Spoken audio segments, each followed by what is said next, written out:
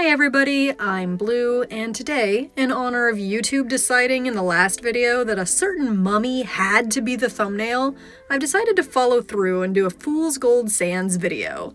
I am going to go over what I like about the series, what works about it, and why you should check it out. Spoiler, it's because it's good, very fun, and I'm fairly certain you'll enjoy it.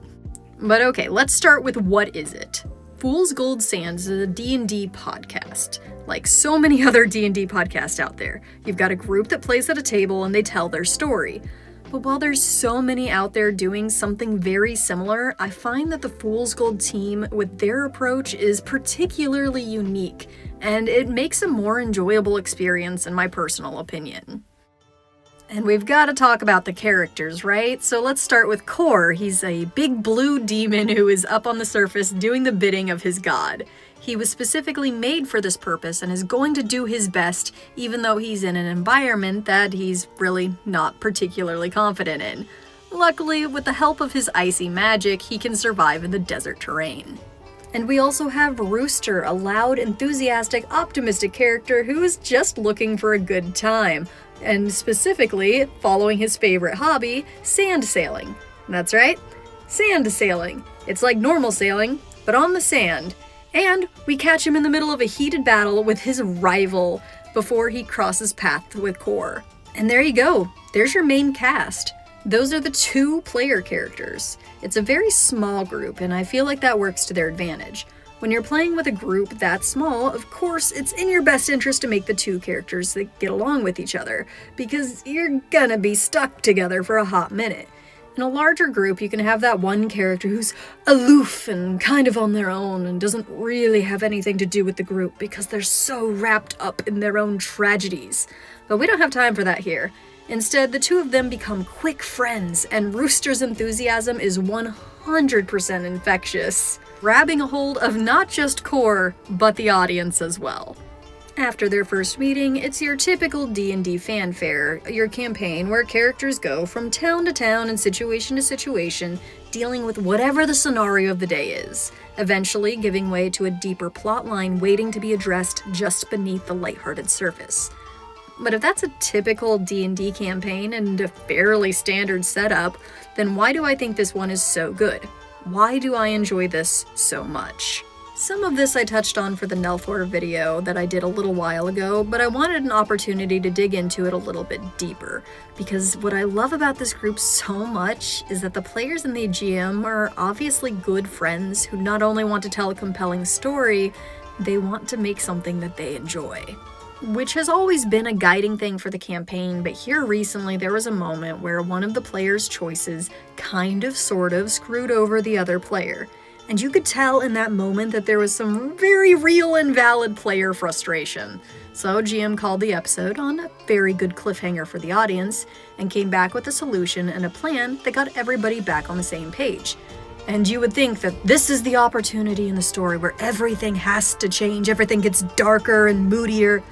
But these two characters are good friends. They are best friends. They are brothers by this point, and brothers fight sometimes.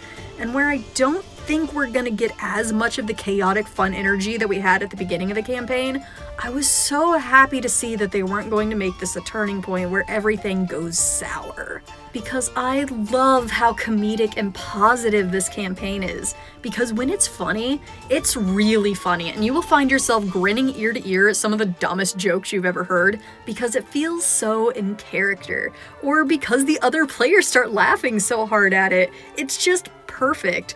And then those darker moments happen.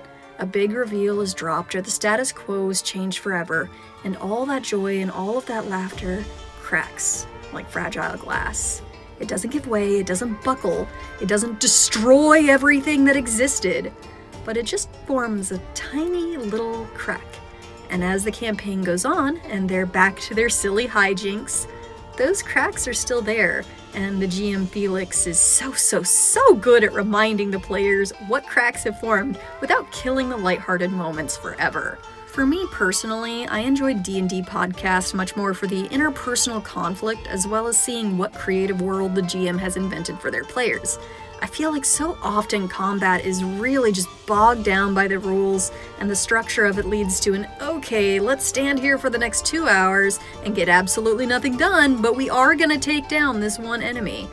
And that's fine when it's like a really cool, impressive bad guy or something that has been a thorn in their side for a while, but my goodness gracious, I get so tired of fighting like 6 rats and it takes 2 hours and you're just sitting there waiting for something interesting to happen.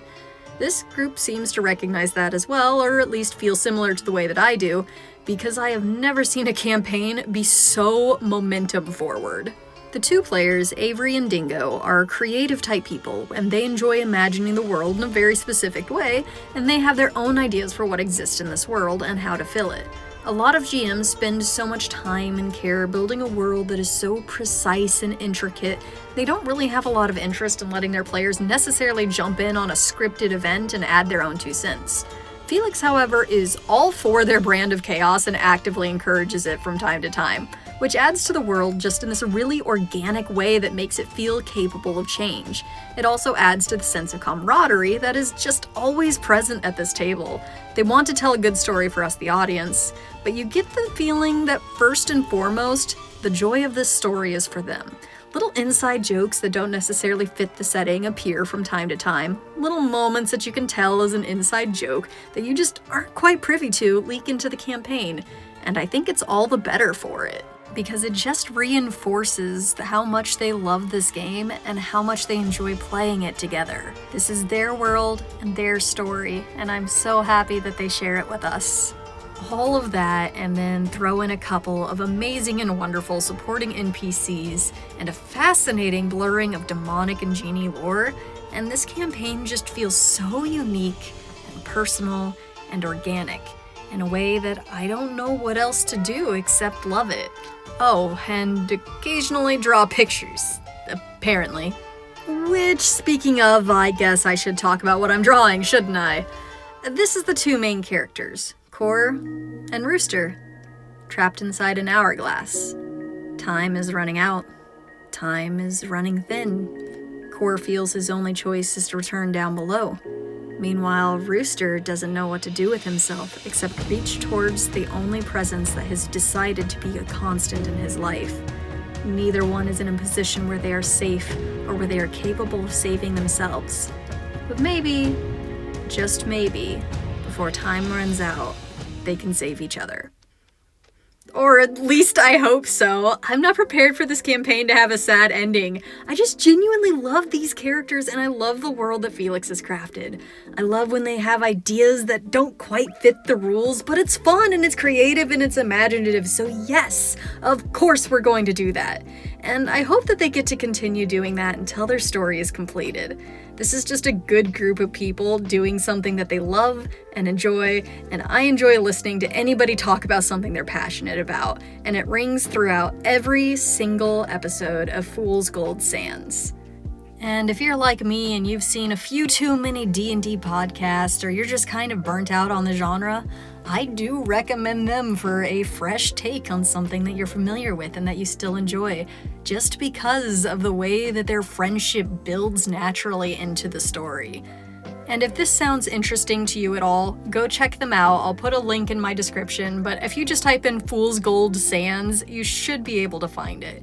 And as a happy little coincidence, they actually just updated right before I started recording this, so I guess I have no choice but to make sure I'm up to date. So I'm gonna take care of that, and I will see you later.